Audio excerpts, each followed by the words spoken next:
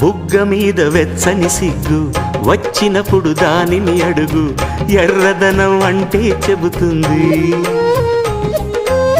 పెదవి కొమ్మ పూసిన పువ్వు అందమైన నీ చిరునవ్వు, తెల్ల రంగు అట్టా ఉంటుంది. నీలో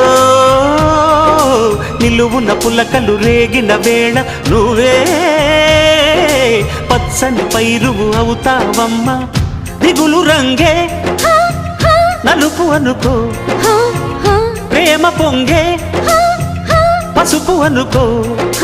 భావాలను గమనిస్తుంటే ప్రతి రంగును చూస్తున్నట్టే, చూపులు ఎవరివైనా చూపించే లోకం ఒకటి.